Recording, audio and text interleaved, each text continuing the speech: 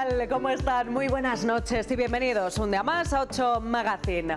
Hoy vamos a dedicar un espacio importante, ya saben cómo hacemos los martes, a la literatura. Vamos a hablar del libro Bajo el sol del paraíso, que firma el investigador del folclore, Juan José Prat Ferrer, y que ha publicado con el CSIC. Luego les contamos más detalles. También hablaremos de letras, claro que sí, con nuestro colaborador José Domingo Pardillos, y nos vamos a un nuevo destino de viaje, también con nuestro viajero particular Luis Martín y nuestra sección Billete Turístico. Pero tenemos más cosas, se lo contamos enseguida. Antes, un anuncio y arrancamos aquí en 8 Magazine.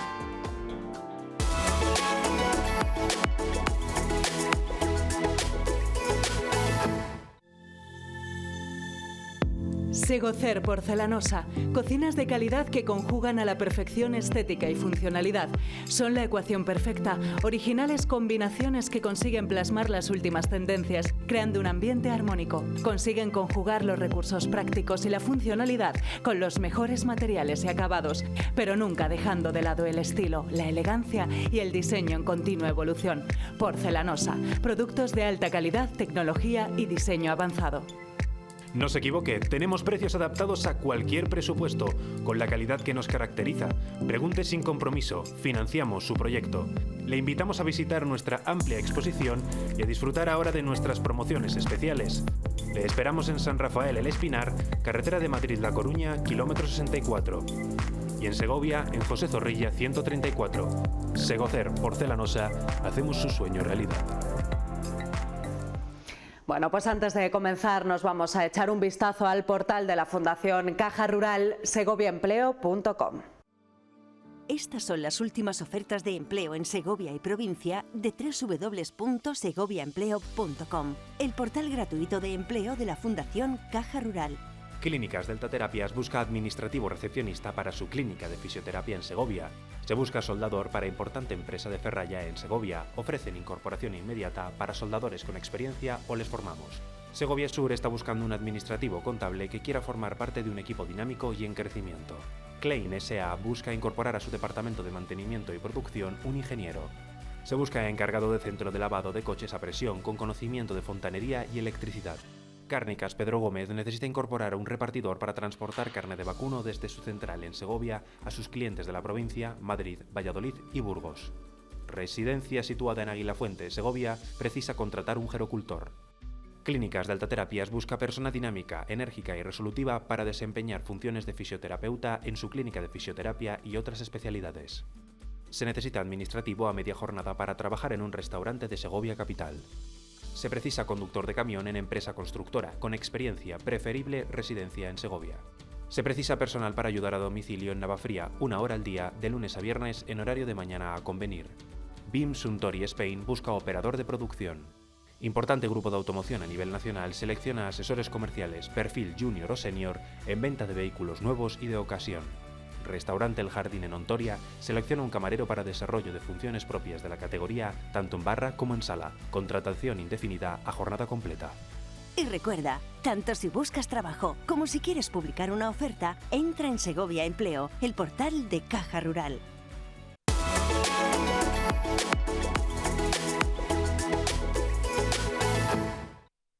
¿Eres agricultor y necesitas un taller de confianza para tu maquinaria agrícola? En Euromaster La Unión somos especialistas en todo tipo de neumáticos agrícolas, de pequeño y de gran tamaño. Y lo más importante, contamos con un servicio de urgencias 24 horas. Nuestro equipo de expertos estará allí cuando más lo necesites, brindándote soluciones rápidas y eficientes. No dejes que una avería detenga tu producción. Contacta con Euromaster La Unión y disfruta de nuestra asistencia especializada.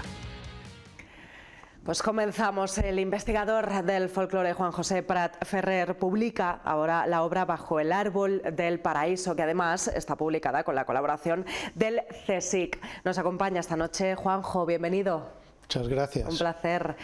Bueno, enhorabuena porque contar con la colaboración del CSIC no es poca cosa. Sí, ¿no? Fue sorprenderte porque además es que yo no lo busqué, me lo quitaron de las manos.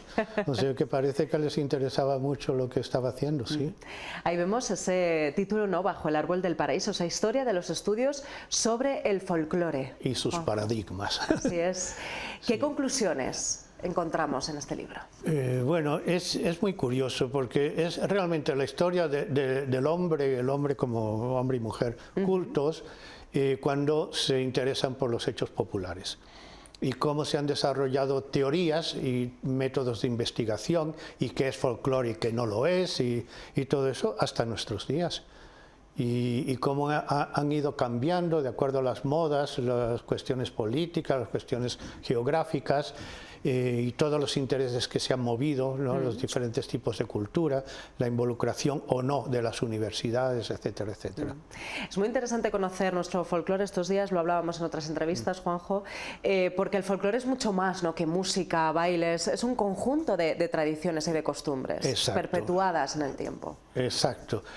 Sí o no, perpetuadas o no, porque hay... O que se han perdido, claro. Sí, o que se pierden, o que están naciendo, se están formando, que eso es lo que casi no se estudia, ¿no? Yo digo que son hechos culturales, hechos y también materiales, culturales, que no caen dentro de la esfera de la élite, de las élites ya sea del gobierno o intelectuales, ni tampoco de lo comercial, que es lo que hace la gente, por la gente y para la gente. ¿Y qué se diferencia? Si dividimos las culturas en estos tres tipos, tenemos la cultura elitista, que se mueve por los derechos de autor, la originalidad, se prohíbe el plagio, todo eso. La cultura comercial, que es básicamente se basa en vender, ¿no? Sí. Y es labor de equipo, ¿no? Y busca eso, crear necesidades para satisfacer las necesidades del consumidor. Objetivo económico. Exacto. Y lo folclórico es aquello que hace la gente para ella, y que el plagio no existe, todo lo contrario, o sea, es una continua recreación de lo mismo, ¿no? Que se van entregando cada vez.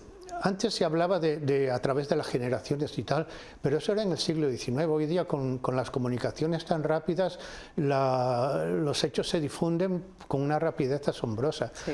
Y eso es precisamente lo que se estudia, ¿no? Ese ámbito que realmente no les interesa ni a lo comercial, a no ser para chupar, Sí. ni a lo elitista, porque lo desprecia, ¿no? Es verdad. ¿En ocasiones despreciamos nuestras propias tradiciones o costumbres, Juanjo? Sí, siempre hay siempre una diferenciación, lo urbano frente a lo rural, ¿no? A lo popular. Culto frente a lo inculto, ¿no? Etcétera, etcétera.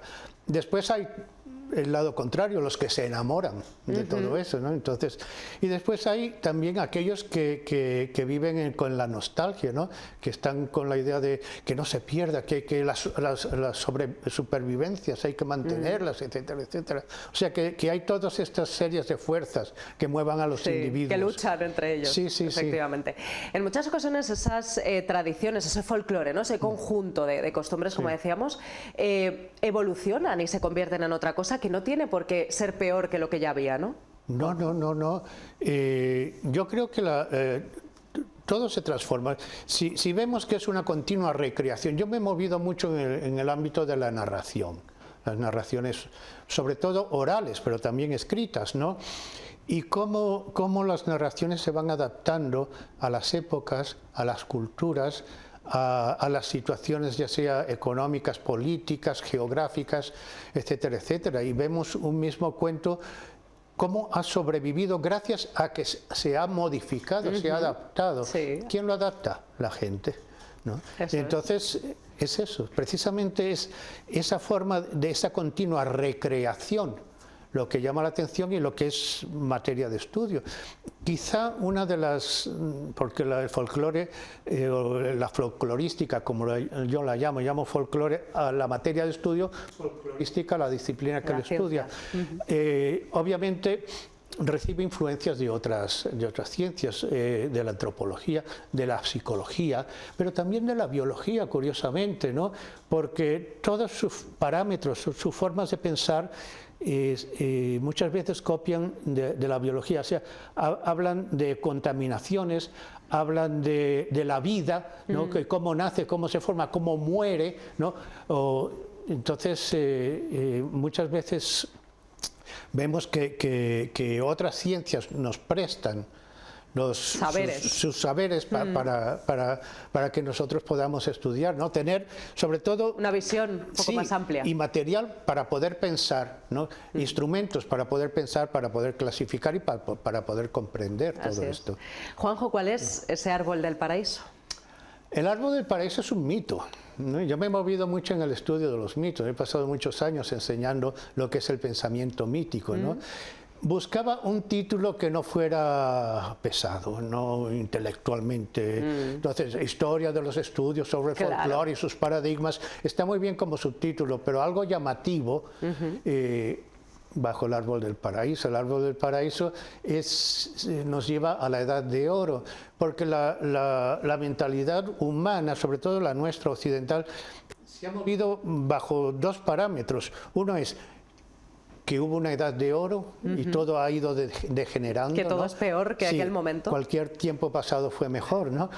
Y otro, la idea del progreso, ¿no? Que vamos cada vez mejorando hacia lo mejor. Que son contradictorios. Son contradictorios, pero además viven dentro de uno. Uno para ciertas cosas echa mano de una forma de pensar para otras. Y el árbol del paraíso representa ese paraíso, esa utopía, sí, claro, bajo la cual estamos. Efectivamente, sí. ese paraíso contradictorio, eso sí. ¿Es mejor lo que tenemos ahora o viene dado de aquel momento de oro, efectivamente, para todas las artes? Claro, sí, ahí viene la idea de o bien el progreso o bien la nostalgia, ¿no? Eso es la decadencia. Sí, pero bueno, es una forma de poner un título bonito y llamativo que permita recordar. Hice otro, cuando escribí un libro sobre el pensamiento mítico, no le puse eso, le puse "y la diosa cantó", ¿no? Porque los poemas homéricos, canta, oh diosa, sí, no sé qué, no sé cuánto, y digo, pues la diosa cantó.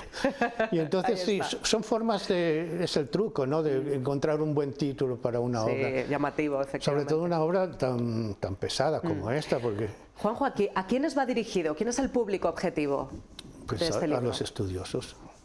A ver, es un tocho de mecanografiado, serán más de 700 páginas. Aquí hay pues casi 500 a doble columna. Y estudia a los estudiosos. O sea que es un libro básicamente de consulta. Se usa mucho los estudiantes de antropología, sí, o de la Escuela Nacional de Folclore de Panamá lo tiene como libro de texto. Un modelo. Sí, sí. Para poder encontrar eso, las diversas teorías según las cuales se mueven y su crítica, obviamente. Así es. Juanjo, ¿en qué más estás trabajando? Bueno, ahora, yo después me dediqué mucho a la narrativa, a los mitos, escribí la historia del cuento tradicional también, o sea, otra forma de hacer una enciclopedia sobre el cuento, ¿no? Después escribí lo que te dije del libro sobre los mitos, no es sobre los mitos, es sobre el pensamiento mítico, cómo funciona y cómo se crean estas narrativas y con qué elementos. Y ahora me he jubilado felizmente y estoy trabajando en la música cubana de salón del siglo XIX. Lo que dicen los cubanos de los tiempos de España, ¿no? Cuando Cuba era española y Cuba estaba luchando por su independencia, había creado una clase media muy potente gracias a la industria del azúcar, una clase media que quería divertirse, y la diversión en aquella época era la música. Como no había medios de reproducción musical, pues la gente para oír música tenía que tocarla. Entonces, eso junto a que los blancos, el elemento blanco, no tocaba para divertir al público, porque eso es cosa de criados, pues entonces se lo dejaban a los negros y a los mulatos, las orquestas de baile, ¿no? Sí. Y esto, ellos fueron pues incorporando pues sus formas de hacer, sus ritmos, sus formas de hacer, y empezó a gustar más la música de los mulatos y de los negros. Que se hacía para disfrutar, ¿verdad? Exacto, que la de los blancos, que les parecía muy cuadriculada y muy... Qué interesante. Y de ahí pues se creó una gran industria que se exportó. Y entonces yo decía, bueno, cómo sonaba esa música, y me tuve que empezar a escarbar, pues ya sé, por archivos, por bibliotecas, y descubrí que las revistas femeninas del siglo XIX, como reclamo publicitario para las señoritas que tocaban el piano en el salón para lucirse en las veladas, etcétera, Sí. etcétera, publicaban la música que estaba de moda. Las partituras. Sí, en reducciones para piano. Entonces yo lo que hago es la labor de tomar estas reducciones para piano y escribirlas, reescribirlas, arreglarlas para una orquesta que tenemos que se llama Los Clásicos Tropicales, que ya llevamos 10 años tocando por Segovia. Ajá. Sí. Oye, pues qué interesante también, y saber además, lo hablábamos antes de empezar la entrevista, Juanjo, de dónde vienen las músicas que escuchamos ahora. Muchas de ellas beben precisamente, ¿no?, de esas melodías. Sí, todo es una evolución. Lo bonito de la cultura es Que se adapte a los nuevos eso, tiempos. ver cómo se crea, se recrea y cómo evoluciona. Eso es. Que para mí ha sido lo más fascinante. Entonces, pues eso, esta vez sí busco orígenes, porque yo lo oí aquí, hubo una vez un director del conservatorio que era cubano, Flores Chaviano, Sí. y empezó a hacer esto. Y claro, cuando yo llegué a Segovia me dijeron, ¿sabes que hay otro cubano en Segovia, que es de Flores? Bueno, pues nos conocimos, nos hicimos amigos y me enseñó esta música. Y digo, es como un Mozart tropical, ¿no? Sí. Es toda la estructura musical clásica, pero con ritmos latinos, Con ¿no? ritmos O sea, con los ritmos africanos. Y entonces me fascinó y de ahí pues No es para empecé a... menos. Eso, y la Fundación Joaquín Díaz pues me publicó todas las Con ello investigaciones. estáis. Siempre Joaquín Díaz se ha portado muy bien conmigo, siempre. Juanjo, pues enhorabuena de nuevo por esta publicación y por las que vendrán, y muchísimas gracias por haber estado con nosotros esta A noche. vosotros. Gracias, Juanjo. Nos vamos a publicidad, regresamos enseguida con más temas. Hasta ahora.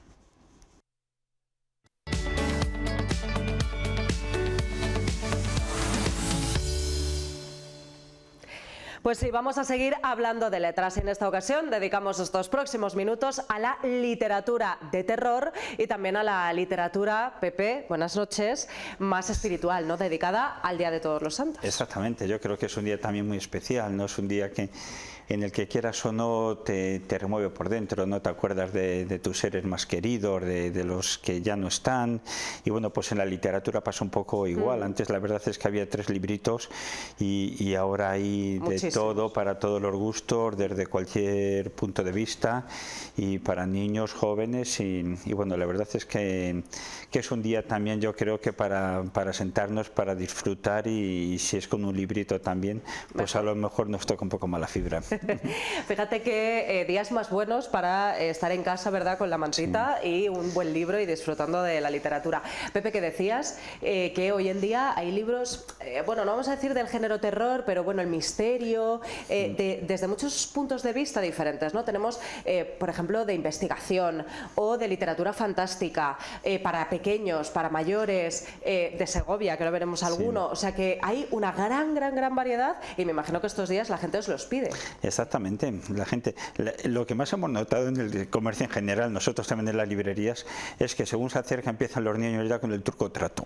Sí. Y eso ya se nota muchísimo. Antes eran 4 niños y ahora cada vez el truco trato, el Halloween, claro, los festivales, las fiestas, los niños, los disfraces. Sí, todo lo que se crea alrededor. Antes yo creo que teníamos un punto de vista transmitido por nuestros padres un poco más espiritual, no sé, un poco más sentido. Efectivamente, de visitar los cementerios, ¿no?, de ir a limpiar las tumbas y tal, y tal. Y ahora ya estamos, claro, cogiendo... Está un poco más dividido. Exactamente, yo creo que estamos trayendo cosas de Estados Unidos, el Halloween, el Somos expertos en España en importar fiestas de otros lugares. Totalmente. No tanto en exportar, pero sí en importar. Sí, y Halloween cada año va teniendo más fuerza, tanto desde el punto de vista de la fiesta, por decirlo de alguna manera, como de la literatura. Sí, pues vamos a ver qué nos traes esta noche, Pepe, porque además tenemos un poquito de todo, como decíamos antes. ¿Con qué empezamos? Empezamos con un libro muy curioso, se titula La balada del río Fresquillo, y es un libro a semejanza de un libro que se publicó en 1915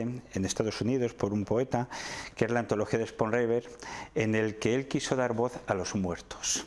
Ajá. Entonces él se metió en un cementerio, empezó a apuntar los nombres, los epitafios, pero los epitafios los hacían las propias tumbas, o sea, los muertos. Ajá. O sea, él daba voz a lo que creía que podrían tener como epitafio esa tumba. Entonces aquí, esto es un grupo de poetas españoles que han decidido hacer un poco un libro de imágenes y semejanza de este otro.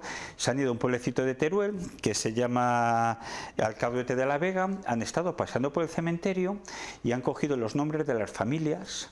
Entonces, a partir de ahí, cada poeta ha ido escribiendo un epitafio con una poesía, lo que ellos creen que les transmite esa familia, esa persona, tal. Y es muy curioso porque es un libro triste, alegre, irónico, se van relacionando unas poesías con otras, ¿no? Porque de pronto en una hay una persona que falleció a los 85 años y esa poesía, yo ya me fui con todos los deberes cumplidos y tal, y el de la tumba de al lado, qué mala estará, qué mala era la vecina que tengo al lado, se fue haciéndonos la vida imposible a todos. O sea, son pequeños epitafios con mucha ironía, mucho humor.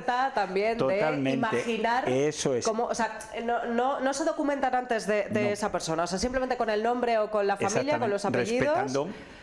Respetando a la familia y respetando a... Pero bueno, se toman esa pequeña licencia de imaginar lo que ellos hubieran querido, lo que hubiera dicho, ¿no? Lo que hubiera querido que apareciera en su epitafio. Es muy curioso, muy curioso y además tiene una gran calidad literaria y es muy curioso cómo van relacionando unos epitafios con otros. Una manera diferente, ¿no? De enfrentarse también a la muerte o de hablar de este tipo de temas. Fíjate que no lo sé si es a lo mejor una manera de defensa, ¿no? Pero muchas veces optamos por esa risa, ¿no? Esa ironía para hablar de ciertos temas que a lo mejor nos ponen un poquito incómodos. Sí, yo estuve en una representación, en un pequeño recital que hicieron y la verdad es que parece que tema más triste, más lúgubre, más oscuro, ¿no? Y les ves a los 10 o 12 poetas medio disfrazados recitando las poesías y súper divertidos, o sea, todo lo contrario de lo que piensas que puede ser, que podría ser, ¿no? Y muy simpático el libro. Sí, pues bueno, para ser el tema que es muy curioso. Exacto. Eso es. Y muy valientes y también, muy valiente, ¿no? Sí. Vamos con el siguiente. Pasamos ya un poco más serio. Los otros. Es el último libro de Javier Pérez Campos. Javier Pérez Campos es un chico joven, pero es de los colaboradores en programas de Cuarto Milenio, de Iker Jiménez y de enigmas así en la radio. Y bueno, se ha dedicado a investigar esas sombras, esos seres que aparecen, pero como esos pequeños fantasmas, ¿no? O sea, se ha dedicado a investigar por toda España personas que han tenido contacto con algún ser que no se ha podido demostrar que era una persona. Viene acompañado de fotografías, de los personajes, de las historias y bueno, pues ser de estos libros también para fenómenos paranormales sí, exactamente, basado un poco en historias reales, que no tienen explicación, pero que, como bien dice él, nos acompañan, nos guían, nos observan. Wow. Madre mía. Bueno, hay mucho escéptico también en este tema. También, claro. O sea, hay para todos los gustos, claro. Pero bueno, es verdad que para el que le gusta saber un poquito más sobre esto, tiene cierta creencia, ¿no? En que hay efectivamente vida más allá y de que muchos están aquí, ¿no? Entre nosotros. Yo siempre he creído que hasta que no lo veo no lo creo. O sea, ha sido como ojalá me gustaría ver. Sí, efectivamente, vivir una experiencia paranormal. Claro, vivir una experiencia. Pepe, a ver, ¿qué nos va a pasar luego cuando salgamos de aquí? Ojalá. Yo sí que he conocido a alguno que además es un amigo. Sí. Oye, todos, fíjate qué curioso también, todos tenemos algún amigo que le ha pasado algo de esto. Que le ha pasado algo de esto, sí. ¿Algún conocido? Claro, sí. Yo recuerdo hace unos años un amigo que me contó en la Casa del Crimen aquí en San Millán, en donde Segovia está plagadita, luego veremos. Claro. Pero Segovia está plagada de historias. Pues de este él tipo. trabajaba allí, que había como era que trabajaba en el carbón y tal, ¿no? Y allí, debido al asesinato del famoso crimen de la Casa de los Zuluaga, él dice que ha visto 2 veces a la asistenta, una de las que mataron, ¿sabes? Con los señores. Entonces, y él te lo cuenta, y a mí me lo contaba mi amigo Pablo, y se le ponía la piel de gallina recordándolo, pero que esto estamos hablando a lo mejor de hace 60 años. Que o sea, te lo crees, él se lo cree. O sea, me lo decía totalmente convencido y digo, sí, Pablo, si yo te creo, o sea, ¿por qué voy a poner en duda? Digo, ojalá lo hubiera visto yo para creérmelo yo a mí mismo. Pues oye, existirán o no los otros, ¿verdad? Exactamente. Pues, con este libro y otros muchos podemos descubrir un poco más para todos aquellos que quieran saber sobre estos temas. En estos días, por cierto, Pepe, el que se dice, ¿no? Que ese velo entre la vida y la muerte se diluye triunfo. Eso es. Bueno, vamos a seguir, que se nos ponen los pelos de punta también. Pasamos a una selección de relatos para la gente joven. Se titula Socorro, 12 cuentos para caerse de miedo. Y es este tipo de miedo que no llega a lo mejor al nivel de Stephen King, Diane Kuhn, de estos escritores ya más fuertes, ¿no? Pero es como un poco el inicio, ¿no? Del paso a lo mejor de la literatura infantil ya a adolescencia, exactamente. Y claro, pues son 12 relatos, como bien dice aquí, para leer de día. Es muy gracioso, además es que te lo aconseja. Cuidado, no lo leas antes de irte a la cama, no podrás dormir. Pues es la historia, ya ahí, claro, mal. O sea, mal. Es la historia, pues una abuela que es muy mala y se dedica a hacer la vida imposible a sus nietos. Fíjate. Claro. Otra historia que es un sueño y que es un chico joven que le abrazan distintas manos todas las noches. Uy, o sea, es que claro, así ¿cómo vas a irte a dormir? Claro, te quedas con los ojos así abiertos toda totalmente, la noche. Son pequeñas historias de terror que para estos días también acompañan mucho. Sí, yo me imagino, fíjate, un grupo de amigos, ¿no? Leyéndolos en la noche de Halloween, no sé, pues así para pasar un poquito de miedo en grupo, que parece que siempre es más llevadero. Totalmente. Pues y luego de pronto idea. alguno te hace un ruidecito por ahí, ya Exacto, te hace, y todo sale. Y salimos todos corriendo. Totalmente. Ay, qué guay. Pasamos. Es que Leonora la descompositora es una historia pues, muy divertida, un trabalenguas. Es la historia de un esqueleto que le encanta la música, que le gusta mucho la música, pero claro, cada vez que intenta tocar con cualquier instrumento relacionado, que si con los huesos tal, pues la gente sale huyendo y le cuesta mucho hacer a la gente entender que no es mala, al revés, que les gusta componer, que le gusta disfrutar de la música y contacta con la profesora del pueblecito, del colegio y le hace caso. Y al final de todo el rechazo que va surgiendo durante todo el cuento, además está contado tipo cómic, ¿no? Con viñetas, es muy divertido. Bueno. Al final consigue, gracias a la maestra, que le hagan un pequeño hueco dentro de la orquesta del pueblo y triunfa. Es muy gracioso, o sea, es un cuentecito muy simpático de, pues eso, otro punto de vista también, ¿no? Como hablábamos, por desde los más serios a los más divertidos y para todas esa manera de mezclar también el miedo con mensajes bonitos, ¿no? Una literatura más amable para los más peques. Claro, para los más peques, incluso que al final te viene un pequeño glosario de los instrumentos que se utilizan, alguna actividad, o sea, un plus extraordinario a lo que es el cuento para aprender. Bueno, pues es que Leonora, ¿no? Es que Leonora, la descompositora. Madre mía, ahí es nada. Pues oye, es que Leonora también apuntado para los más peques, para que bueno, pues un poquito, pasen solo un poquito de miedo, pero luego acaben con una sonrisa. Eso es. Pepe, pues nos le apuntamos también para los peques y por último terminamos aquí en casa. Claro, terminamos aquí en casa con el libro de Mercedes. Cual guardo yo en mi pecho, 200 años del cementerio de Segovia. Es el único y el libro más completo que se ha hecho sobre la historia del cementerio de Segovia, de Mercedes, la gran experta, la gran historiadora que tenemos aquí en Segovia. Sí, que estos días además con el programa Tiempo de Ánimas también, tanto ella como Carlos Álvaro hacen varias rutas guiadas que pueden ver el programa en Turismo de Segovia y bueno, pues por ejemplo una de ellas es una visita guiada al cementerio de Segovia precisamente. Claro, y aquí Mercedes pues eso, plasmó toda su saber, su sabiduría, contándonos desde los orígenes y luego ya detallando un poco como una especie de recorrido con las distintas sepulturas, tumbas, la historia. Sí. Hay verdaderas joyas. Hay verdaderas joyas, claro.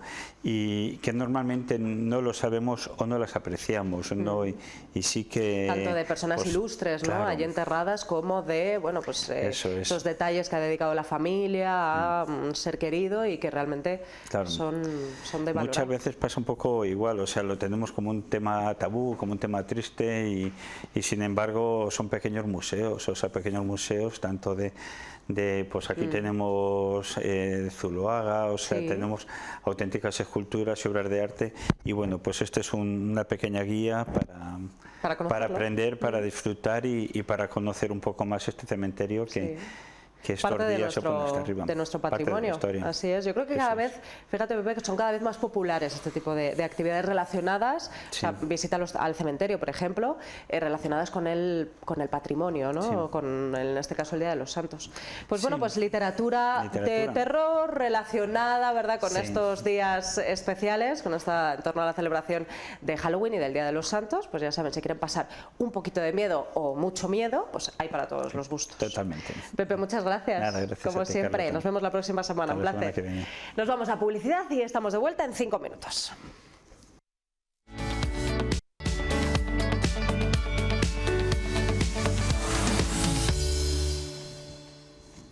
Pues ha llegado el momento de irnos de viaje y lo hacemos, como siempre, con nuestro colaborador, nuestro viajero particular, Luis Martín. A ver, ¿a qué destino nos lleva, Luis? Buenas noches. Muy buenas, pues aquí estamos. En esta ocasión, ¿dónde nos vamos, Luis? Hemos ido un poquito lejos por circunstancias familiares, pero no me he olvidado de llevarme la cámara para recoger algunos documentos que me imagino que servirán para que la gente conozca una ciudad como Toronto en Canadá. Toronto. Bueno, cruzamos el charco entonces. Pegamos un saltito, diferencia horaria y un vuelo largo, pero vale la pena. Entonces hemos descubierto una ciudad muy bonita con una cultura completamente diferente a la nuestra, con una economía más elevada, con unos costos también más elevados, pero que vale la pena descubrir alguna vez en la vida. Las circunstancias a uno la llevan por diferentes caminos y los viajes son los que marcan mi destino. Yo no pensé que iba a ir a Canadá y que voy a ir a Toronto, pero al final las circunstancias son las que han condicionado y las que han marcado la pauta de este nuevo destino, que es el que vamos a ofrecer hoy. Sí.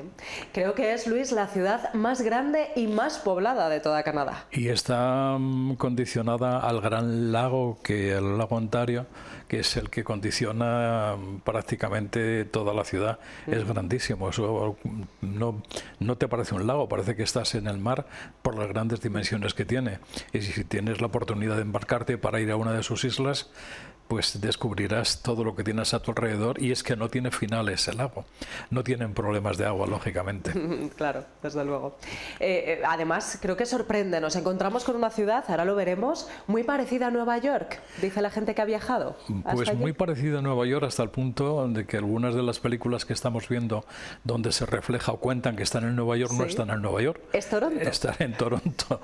Entonces sí que tiene una similitud y también hay alguna rivalidad entre los rascacielos más altos y más sugerentes y más bonitos. Yo creo que aquí la diferencia está en que se mezcla, y lo vamos a ver, la cultura de la nueva construcción con la antigua construcción.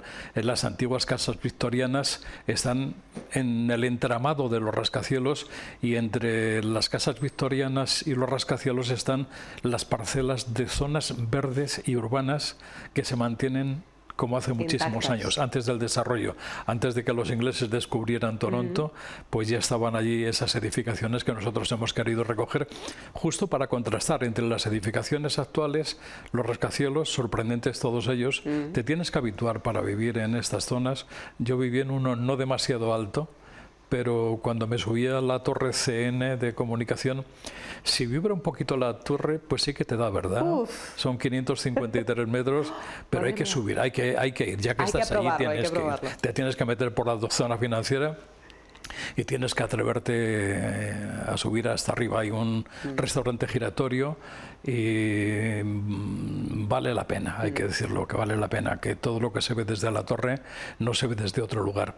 Ha sido la torre más alta durante muchísimo tiempo, hasta que en Dubái el amigo Khalifa, pues ya de los 553 se ha pasado a los 800 y pico metros. Difícil de superar. Difícil de superar, que ya es decir, subir esa altura ya es respetuoso. Palabras mayores. Pero más alto suben los aviones y vamos en avión, ¿no? Efectivamente, y no lo pensamos, ¿verdad? No lo queremos pensar. Bueno, pues vamos a subirnos al avión, Luis. Pues vamos a hacer quieras. esto. Nos situamos en la Terminal 2 de Madrid y, lógicamente, lo primero, pues esperar, porque todo esto es lento en el embarque y hay que estar un tiempo prudencial antes. Nuestro billete turístico preparado con el pasaporte para que no nos falte de nada.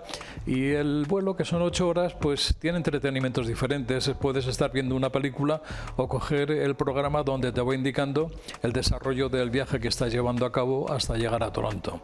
Llegas a Toronto y de momento no ves rascacielos, ves zonas verdes, sorprendente, ¿verdad? Pues es la llegada a uno de los 4 aeropuertos que tiene la ciudad.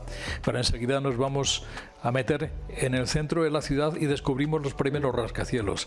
La primera instantánea es la que te llama la atención, pero también está donde se mezcla las zonas verdes con los altos edificios. Es el contraste, y estas son las casas victorianas antiguas que se mantienen y son viviendas de lujo.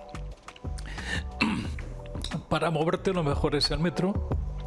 Hay 2 líneas importantes que son las que te llevan a lo largo de toda la ciudad, y una vez que te aprendes el camino, pues las cosas no son difíciles para llegar, por ejemplo, a la zona de moda, donde además de establecimientos de mucho lujo, te encuentras esculturas en la vía pública que no sabes si están haciendo una obra o es un proyecto futurista que puede servir para algo en algún momento. Pero la ciudad es así. En esta calle de moda, el Village se mezcla con los edificios y también con el distintivo de la ciudad, amantes de su bandera y de su cultura. Aquí estamos delante de un museo. Muchas gracias. Pues trae y un vemos poquito de agua, Luis, cómo para que se pueda mezclan continuar. las iglesias entre los rascacielos que se mantienen y los futuros proyectos que se están llevando a cabo en los nuevos museos de la ciudad. Entraremos en algunos de ellos en algún momento. Estas son compañeras de viaje, te las encuentras por todos los sitios, las ardillas. Y una de las primeras invitaciones y uno de los primeros paseos fue ir a la zona universitaria y descubres que se están dando las clases al aire libre, y en la ciudad universitaria pues hay un ambiente lógicamente joven y especial donde puedes practicar diferentes deportes, coger la bicicleta o ponerte a estudiar. Según vas caminando te encuentras cosas curiosas, como por ejemplo estas esculturas en la vía pública que tienen su cosa, ¿verdad? Tienen su encanto, te pueden gustar más o menos. Y hablando de gustar, lo que está de moda son los restaurantes vegetarianos. Nos pese, o como nos pese, nos guste o no nos guste, la realidad es que esto está ahí, y si lo queremos aprovechar y lo queremos degustar, vamos a volver sanísimos. Un nuevo encuentro en la zona antigua y una entradita en la librería más importante de Toronto, que tiene cientos de metros. Y lo más curioso de todo es que hemos encontrado un libro sobre España entre el millón de libros que hay allí. Nos metemos un poquito en el Ontario Museum. Es la entrada preferencial. De momento no entramos en su interior, íbamos con cámara y parece que no está permitida su grabación, pero esto se quedó para otro día. La zona universitaria sigue estando presente en toda la ciudad, y enseguida aparece la torre de la CNN con sus 553 metros, mezclado con los rascacielos más futuristas y con diseños más modernos. A ver cuál es el más bonito de todos. Pues esta es la prueba evidente de que allí hay mucho diseño y mucha creatividad. Esta es la estación principal. Desde aquí salen los autobuses, salen los trenes, está el metro y se mueve una ciudad oculta en el interior. Sobre las ciudades ocultas del interior pues hay muchísimo que contar, porque en invierno y en verano, calor o frío, ellos viven en el interior y podemos encontrar 36 kilómetros de ciudad en el interior, en el bajo suelo. Nos vamos a la torre, a la CN de comunicación, y aquí tenemos una panorámica extraordinaria y bella de este lugar que vamos a utilizar para llegar a la cota más alta y observar desde allí pues la panorámica que nos ofrece. Les decía que no es barato nada, 40 y tantos dólares la subida siendo jubilado, 56 si no eres jubilado, pero es una experiencia que hay que vivir alguna vez en la vida, y ya que estás en Toronto, pues Toronto entero, como decía el chiste, y aquí se refleja cómo se construyó la torre, que lo hicieron con helicópteros. Volver con un souvenir y con un recuerdo pues es algo casi normal, y en esa tienda venden de todo con la marca de la casa, y esta es una de las panorámicas que hemos cogido del lago Ontario, y ya ven ustedes la dimensión, que parece el mar, no parece un lago, y los edificios más sorprendentes. Aquí hay un montón de islas donde se puede estar, hay diferentes excursiones que puedes utilizar y se mezcla lo uno con lo otro. Es una ciudad sugerente, atractiva, con zonas verdes, con rascacielos, con un nivel de vida económico bastante elevado, pero que si se tiene un poquito de ahorro y se quiere dar uno el capricho, pues nos está esperando en cualquier momento por su cultura, por la tradición. Estamos arriba de la torre. Si quieres ir en el ascensor o bajar en el ascensor, donde vas viendo cómo sube, desciende, sube o baja con toda claridad, y descubres también a un grupo de experimentados luchadores que salen por el exterior de la torre para tener una nueva sensación. Aquí está un estadio de hockey bastante interesante, con esculturas en su interior. El hockey es uno de los deportes preferidos. Y como más vale llegar a tiempo que no llegar, llegamos a una de las calles principales que estaba cortada, y es el motivo que están viendo, es el festival, el importante festival de cine de Toronto. Allí se estaba montando todo, artistas invitados, y todas las productoras, para vender su producto, montaban sus stands y sugerían qué es lo que tenían que comprar las diferentes televisiones en este festival de cine. La torre de fondo, que se ve desde cualquier sitio, está en la zona financiera, y los puestos callejeros que te invitan y te sugieren a tomar un refresco o a tomarte unas bebidas típicas o un heladito si hace buena temperatura, como es el caso. Y otro edificio bonito, te va sorprendiendo de uno a otro y ya no sabes qué hacer. Este es el logotipo del Festival de Cine Internacional, y esta es una fuente muy curiosa que está en una plaza central. Es un homenaje a los perros. Hay más perros que niños, y entre todos los perros, es curioso, hay un gato, y todos los perros están mirando el hueso que está arriba de la torre. Es el Bercy Park, donde también encontramos una fachada que, miren ustedes qué sugerente, qué bonita, y nada tiene que ver con las pintadas que encontramos por diferentes calles de los diferentes países. Esto sí que es una buena pintada. Es diseño, es creatividad, y ha ganado muchísimo la plaza. Y hablando de las calles populares, aquí tenemos un edificio que tiene una réplica también en Nueva York. Fue fábrica de whisky, y de aquí salió el whisky para América cuando la ley seca. Los templos son parte y están integradas en el paisaje. Esta es la Catedral de St. James, y no podía faltar el edificio inglés que recuerda el tiempo pasado de los ingleses en la conquista, y las diferentes esculturas modernas que vamos encontrando según vamos paseando por la calle. Hoteles de mucho lujo, medios de transporte que encontramos para movernos por toda la ciudad a través del metro, los autobuses o el tranvía, y la calle más larga y más sugerente que hay en el mundo, la calle que mide 36 kilómetros. El complemento natural, esta es la calle más larga de Europa. Madre mía. Pero encontramos siempre buenos adornos y buenos complementos. Y esta es la parte de la ciudad oculta que yo les decía, que mide 30 y tantos kilómetros, y encontramos oficinas, hoteles, casinos y un entretenimiento para pasar el buen rato. Este edificio neorromántico fue el Palacio de Justicia hace tiempo. Perdón, es hoy el Palacio de Justicia, antes fue el Ayuntamiento, pero el Ayuntamiento por capricho le pusieron al lado, y lo vamos a ver. Qué bonito. Es muy bonito. Esta plaza de Toronto es el distintivo donde toda la gente se hace la fotografía típica. Las aguas se congelan en invierno y la gente patina aquí, y el asfalto no puede faltar. Al fondo el edificio que yo les comentaba, que es preciosísimo, y el ayuntamiento nos lo encontramos justo en la parte de la izquierda. Se rinde homenaje a un gran deportista, y encontramos curiosidades y esculturas que nos llaman la atención.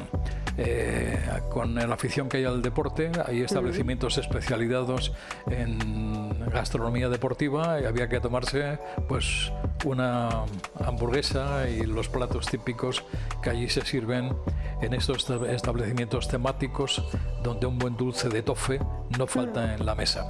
Teníamos ganas de hacer una excursión y nos cogimos un autobús para irnos a Niágara, y allí descubrimos esos millones de litros de agua que se mueven todos los días con el río Niágara, y las 3 cataratas que vamos a encontrar a continuación. Una es americana, Nueva York, otra es canadiense, Niágara, y la tercera es la llamada Velo de la Novia. Es curioso porque en una de las partes, a la derecha, es la parte americana, que se puede ir con visado y pagando una tasa.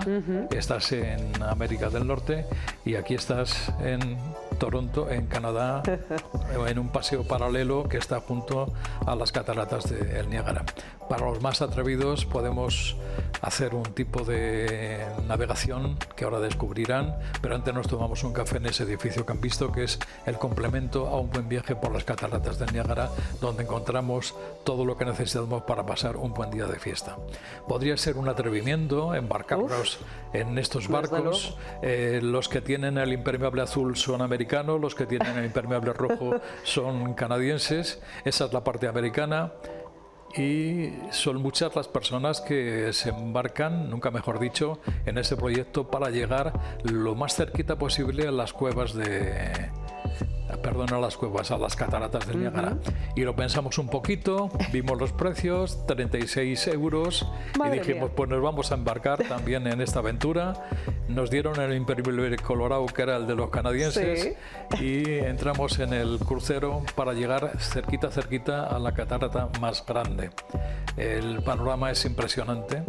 Qué bonito. Yo creo que esto solamente se vive una vez Desde en la luego. vida, ¿no? Hay que Esto hay que hacerlo. descubrirlo. Es una fuente de energía al mismo tiempo. Las cataratas del Niágara, nos acompaña el arco iris y nos acompaña buena gente en estos viajes, porque todos están interesados en descubrir esos parajes naturales que encontramos en este país. Hay que meterse en profundidad en ello y descubrirlo poquito a poquito. Habitualmente los vecinos de Toronto, cuando tienen tiempo libre, pues se embarcan y se van a las islas que hemos visto desde la torre de comunicación. Y nos fuimos a pasar un día campero a la denominada isla, la más grande posiblemente. Te embarcas y cuando te echas la vista hacia atrás te encuentras con esta panorámica de Skill Light de la ciudad, que es auténticamente sorprendente. Es un bellezón ese conjunto creativo de edificaciones. Llegamos a la isla, hay taxis piratas, así lo anuncian, que te ayudan a atravesar, y aquí es donde te puedes sacar el bocadillo de tortilla y disfrutarlo con la familia, porque no hay coches. Tienes diferentes oportunidades para pasar la jornada de una forma muy natural y también darte un baño en esta playa si el tiempo te acompaña. Estas son las playas que tienen allí. Hay un faro curioso que tiene su misterio por alguna historia dramática, se llama Gibraltar, es el pasado de los ingleses por Toronto, y nosotros lo vimos un poquito de cerca y está cerrado al público de momento. Los únicos vehículos que transitan por allí son los de los colegios. Las escuelas taller que están en el interior son las que enlaza con el alumnado a través de esos vehículos tan curiosos y tan populares que hemos visto. Nos vamos despidiendo de la gran isla después de degustar las especialidades que hemos llevado en la mochila, y nuevamente nos integramos lógicamente en lo que es la gran ciudad. Esto podría ser la Piccadilly, podría ser la Plaza de Callao, pero sin embargo es una plaza que tiene su misma personalidad, pero que se parece a otras plazas que encontramos por el mundo, donde dominan los rótulos y también los establecimientos. Las marcas más importantes aquí es donde se anuncian. La Galería Ontario es preciosísima, no pudimos grabar. Aquí hay un elefante y algún gráfico de Van Gogh, pero yo les recomiendo que si van no se lo pierdan, porque vale la pena. Y muy cerquita de allí está el barrio chino. Para mí no es de los más importantes, quizá lo más curioso sean las pinturas que tienen en las paredes, que no son los grafitis que estamos viendo en otros lugares, como hemos comentado, y hemos encontrado un establecimiento segoviano que vende chorizo. Es curiosísimo, intentamos entrar pero estaba cerrado, no sé si por falta de negocio. Y lo curioso es que llegamos a este lugar donde hasta los coches tienen naturaleza, y esa fue pues parte del camino. Luego sí que hicimos algún recorrido más por una zona de las destilerías, que es el equivalente al Matadero de Madrid, y donde hay un proyecto de cultura bastante importante, pero ya estábamos un poquito agotados de grabar y de coger instantáneas para poderlos contar, y eso lo dejaremos para otra ocasión si se produce otra nueva ocasión. Claro que sí, volveremos a Toronto entonces. Lo vamos a intentar. Claro que sí. Además hay que aprovechar esas 8 horas de viaje de ida y 8 horas de viaje de vuelta, Luis. Hay que, visitar todo lo que se pueda, todo lo que aguante el cuerpo. Te da tiempo a dormir y te da tiempo a ver algunas películas. los viajes largos, bueno, es largo relativamente. Había hecho viajes de 20 y tantas horas, este es largo, pero 8 horas. No, no es demasiado. Te levantas un poquito mientras que desayunas, cenas, te van entreteniendo con la comida un poco. ¿Verdad? Y un sueñecito y un par de películas y, y has llegado. Pero eso sí, en estos viajes lo importante es el compañero que tengas al lado. Es verdad, es verdad. Siempre el compañero de viaje es vital para tener un buen desarrollo. Desde luego, qué importante es viajar con la persona que estemos cómodos, ¿verdad? Eso sí, porque si no se convierte o en un viaje maravilloso o en una pesadilla. Hay oportunidades de conocer gente nueva porque durante este tiempo de viaje pues tienes oportunidad de charlar si hablas el mismo idioma. Claro. Qué pena que no pudiste entrar a esa tienda segoviana. Estamos por todas partes. Yo sí que lo intenté, pero estaba cerrado. Además, especialistas en chorizo. Sí, de cantimpalos, claro, me imagino. He intentado buscar en la web el establecimiento en cuestión y no me aparece la página. No sé si habrán quebrado porque allí no gusta el chorizo segoviano, pero sí que te llamaba la atención que junto al barrio chino haya un establecimiento segoviano que vende chorizo de la zona. O al menos que lo ha intentado. Pero bueno, la economía a lo mejor sí que lo permitía y no costaba tanto como otras actividades. Como curiosidad te diré que uno de los negocios más importantes para trabajar y ganar dinero es ser limpiacristales de los rascacielos. Hombre, claro, tienen trabajo siempre. Tienen trabajo asegurado. ¿Y cuánto puede ganar una persona en estas circunstancias? Pues te lo digo, $48 la hora. Oye, no está nada mal. No está nada mal, pero hay que subirse. Eso sí, no hay que tener miedo a las alturas. Para compensar la diferencia sin subirte a un rascacielos, a limpiarles, pues el que gana el sueldo medio de un trabajador son $31 la hora. O sea que está pagado ese plus de peligrosidad. Esta es la forma de ganar dinero en cantidad, pero también hay que tener en cuenta la forma de gastarlo en cantidad, porque todo es caro. Comparado con lo que estamos acostumbrados nosotros a pagar, la diferencia sí que es bastante económica. Notable. Y lógicamente ahí los alquileres están a la altura que corresponde. Claro, del sueldo, y todo lo que es el trasiego diario de tomarte unos cafés o comer, pues se nota bastante la diferencia. Bueno, pues vamos a ahorrar un poquito. Si a ustedes les ha enamorado este viaje a Toronto y lo quieren hacer por su cuenta, pues ya saben, unos ahorros, Luis, y a disfrutar de viajar. En eso estamos, lo vamos a intentar. Que es siempre maravilloso. Volveremos a Toronto. Gracias, Luis. Pues nada, hasta la próxima ocasión. Hasta la próxima. Nos vamos a publicidad y regresamos enseguida. Hasta ahora.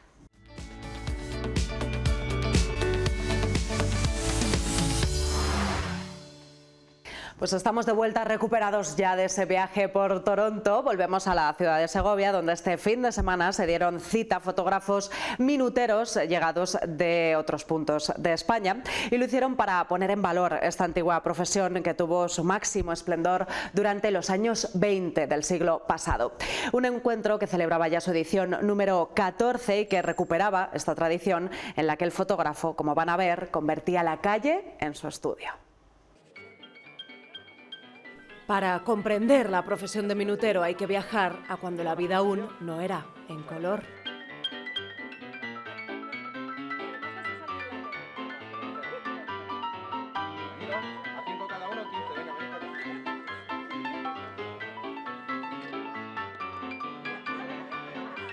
¿Qué necesitamos saber para conocer la profesión del fotógrafo minutero? Básicamente venir y hacerse una fotografía. Entonces en el proceso de hacer la fotografía y llevarse un retrato único va a haber todo el conocimiento, ¿no? Sobre todo sentarse y hacerse la fotografía. Vosotros estáis rescatando, ¿no? Un poco recuperando un oficio casi prácticamente extinguido, ¿no? Que es el de fotógrafo minutero. Cuéntanos un poquito, sobre todo, ¿cuándo fue popular? Bueno, esto fue popular alrededor de hace 80-90 años. Antiguamente, cuando era carísimo hacer una fotografía en un estudio, hubo ciertos fotógrafos que hicieron sus propias cámaras en laboratorio. Entonces se tiraron a las plazas y a las calles y con esa suerte la gente que tenía un poder adquisitivo más bajo se pudieron hacer todas las fotografías. Tipo, por ejemplo, la generación del 27, Lorca y todas estas fotografías que existen de este hombre, básicamente están hechas con una cámara así. Es un recuerdo único que hoy en día es impensable, ¿no? Con el mundo digital que andamos, ¿no?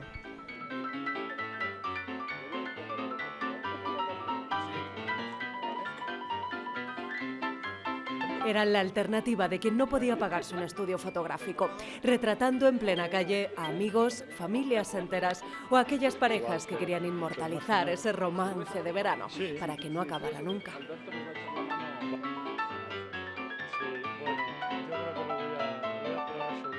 no era fácil, ¿no?, transportar la cámara minutera. Ahora no sé si fue un adelanto para la época, pero ahora mismo que lo vemos, todos llevamos en el teléfono una cámara, ¿no? Esto nos llama un poco la atención. Sí, no, para menos, y además somos diferentes minuteros, unas las hacen más grandes, unas las hacen más pequeñas. Yo en particular hago un tamaño bastante grande, lo que conlleva un poco el aparataje un poquito más grande, ¿no? Y el atrezo que llevo y que acompaño también a todo es grande. Pero bueno, carretillas, existen las carretillas y las ruedas, gracias a Dios.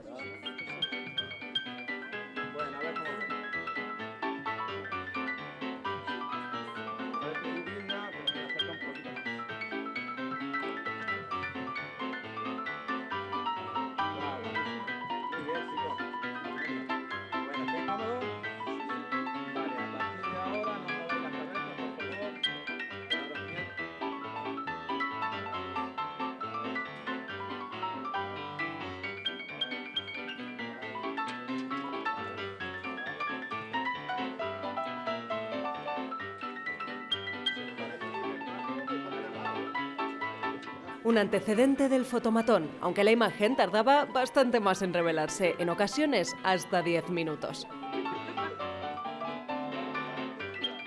Cuéntanos el proceso, ¿cómo funciona una cámara? Pues una cámara minutera básicamente hace una primera fotografía en la que la imagen aparece como negativa, que es esta de aquí. Después de un proceso de revelado y de positivado, aparece una imagen negativa. Después de este negativo, yo lo que vuelvo a reproducir haciéndole una fotografía al negativo, lo que se llama un positivo. Vuelvo también a revelar y vuelvo a fijar la imagen, y eso es lo que se lleva al cliente, es un positivo, en tamaño 13-18. Tarda aproximadamente unos 5 o 7 minutos en hacer todo el proceso. Bueno, o sea que el nombre de minutero efectivamente era porque tardaba unos minutos, no pensamos en uno, sino en un poquito más. Exactamente, fotografía al minuto, pero en verdad era fotografía a los minutos. Depende también un poco del fotógrafo, ¿no?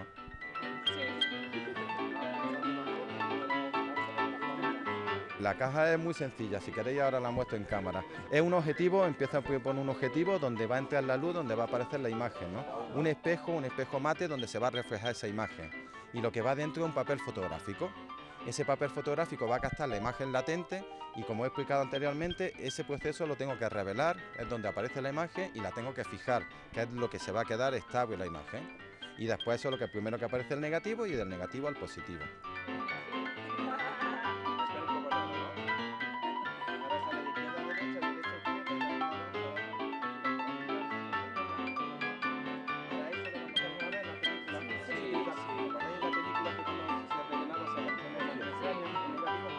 Esto es lo mismo, pero en papel. Este proceso se llama caloquita paleta.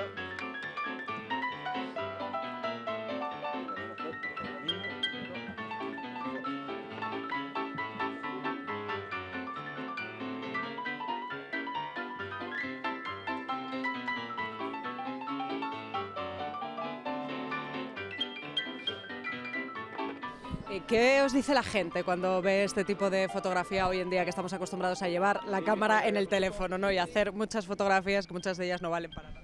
Bueno, pues la gente se extraña mucho, en primer lugar, porque bueno, son cámaras que llaman mucho la atención, como podéis ver, y sobre todo porque hoy en día ya no tenemos el hábito de esperar, de hacer las cosas con el mimo, con el cuidado, con el tiempo que requieren.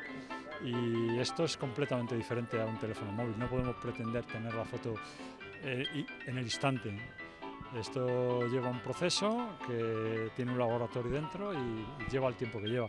Pero bueno, es un oficio artesano y que hay que rescatar, y hay que hacer que la gente lo valore y sepa cómo se hacían las fotografías hace 100 años. Sois poquitos ya, ¿no?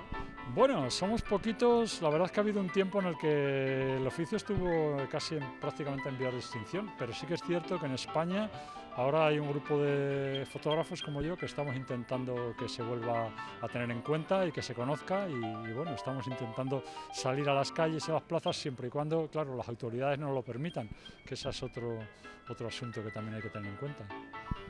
Vosotros trabajáis en la calle, ¿no? El oficio del minutero era en las calles. Sí, el oficio del minutero, básicamente acudían a él las personas que no se podían permitir, por falta de presupuesto, hacerse una fotografía en un estudio, era caro para ellos, y en cambio en una plaza encontraban al minutero que le podía hacer la fotografía más asequible, más barata, y además se la llevaban en el instante. Por eso minutero, porque en unos minutos le hacía la fotografía. Hemos visto el proceso con otro compañero, muy curioso, ¿no? Porque sí que obliga un poco, ¿no?, a la persona que se está haciendo la foto a sonreír durante un ratito. Claro, esto, como he dicho antes, es una fotografía que dura al menos unos segundos en función de la luz. También es muy intuitivo, no solo es analógico, sino que en general los fotógrafos que ejercían en la calle podrían tener fotómetro, pero en general era gente llana y humilde y hacían las exposiciones de la luz a ojo de buen cubero. Entonces sí que las exposiciones suele tratarse de más de un segundo en general.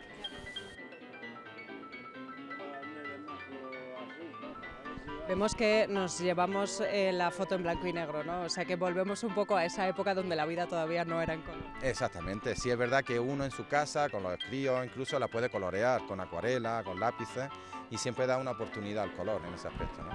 Pero sí, blanco y negro. Sois un poco románticos en ese sentido, ¿no? Es una fotografía.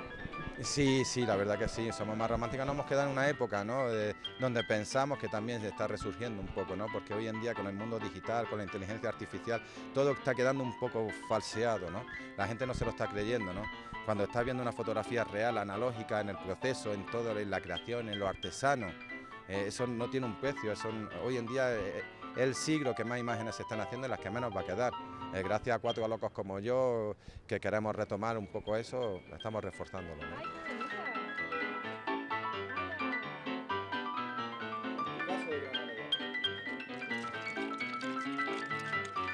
Chicos, ¿qué tal? ¿Qué os ha parecido la experiencia? Pues muy guay, la verdad. O sea, es algo que realmente no lo ves cada día. Es algo que hemos estudiado en la carrera también, y verlo así materializado y tal, pues te hace un poco de ilusión y te recuerda un poco, ¿no?, todo lo que has ido también aprendiendo y tal, cómo se hace y todo el proceso, y que antes las cosas no era tan fácil, no era tan sencillo como lo tenemos ahora, y pues el trabajo más artesanal pues también se tiene que valorar en este aspecto. Es una actividad muy bonito. Llevamos todos el móvil en el bolsillo y que hacemos 20.000 fotos, que muchas de ellas no sirven para nada. Eso es, o sea, creo que no se le da tanto valor a las fotos, ¿sabes? En este sentido, porque las puedes tener en cualquier momento. Y yo creo que esto sí que lo vamos a valorar, esta foto de amigos, ¿sabes? Y lo vamos a tener cada uno guardado, este recuerdo, y en nuestra casa. Es un recuerdo único. Un oficio hoy casi desaparecido que en Segovia homenajean una decena de fotógrafos y lo hacen muy cerca de este rincón de la ciudad, el del segoviano Ángel Román, que nos dejó en 2023, considerado uno de los últimos minuteros del país.